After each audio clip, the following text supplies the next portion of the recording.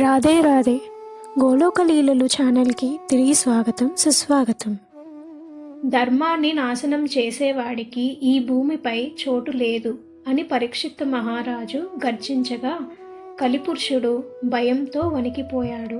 రాజు పాదాలు చెంత పడి, రాజా, నన్ను చంపవద్దు, నాకు ఎక్కడైనా ఆశ్రయం ప్రసాదించు అని వేడుకున్నాడు.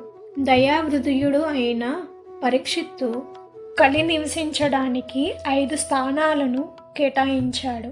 జూదం ఆడే చోటు, మద్యం మత్తు పదార్థాలు ఉన్న చోటు, చెడు సంబంధాలు నడిపే చోటు, హింస క్రూరత్వం నిండిన చోటు మరియు అక్రమంగా సంపాదించిన బంగారంలో. కలి ఈ అద్దులు దాటితే శిక్ష తప్పదు అని రాజు హెచ్చరించి కలిని విడిచిపెట్టాడు. కానీ మెల్లగా కలియుగ ప్రభావం లోకంపై పడటం మొదలయ్యింది. అసలు కలిని చంపకుండా వదిలేయటమే పరీక్షిత్తు చేసిన తప్ప, లేక ఇది దైవ సంకల్పమా? ఆ తర్వాత ఏం జరిగింది? పార్ట్ 5, పరీక్షిత్తు మహారాజుకు ఎదురైన శాపం.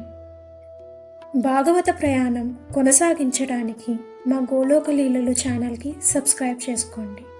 మీ లైక్, షేర్, కమెంట్ మాకు ఎంతో ప్రోత్సాహం ఇస్తాయి. Thanks for watching. జై శ్రీకృష్ణ.